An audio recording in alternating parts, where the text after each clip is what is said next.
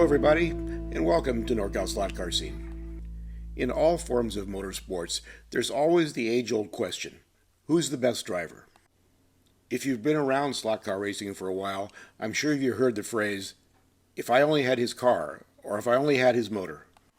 With that in mind, in 1973, Roger Penske tried to answer that question and created the IROC Series, or International Race of Champions.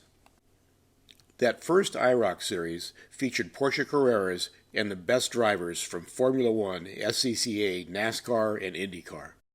In slot car racing, it's easy to play Roger Penske and create a set of IROC cars. This is very common in HO racing in Northern California, and here's a couple sets. One a set of Ford GTs, and the other a set of VW Beetles. We've even held races that were all IROC all day. The IROC sets can be quite realistic, or border on the crazy.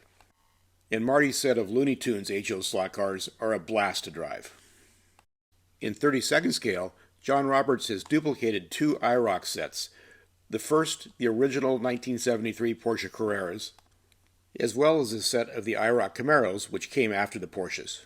BMW had an IROC style event, and it was called Pro Car, and Randy has duplicated that series with Carrera BMW M1s.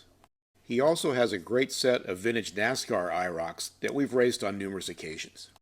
IROC racing can be a lot of fun, and it's great for bragging rights. If you want to create your own set, there's numerous cars to choose from, but here's three that I think you might enjoy. First is the Pioneer Legends. With a few upgrades, they run great, and they just look cool. In that same vein of quirky cars, the NSR Abarth is another consideration. They're typical NSR cars and run great right out of the box. My third choice would be Scalextric's Minis. They tend to be a bit top-heavy, so just add some lead on the bottom and they run fine. As they say, build it and they will come. Build IROC sets and you'll get racers.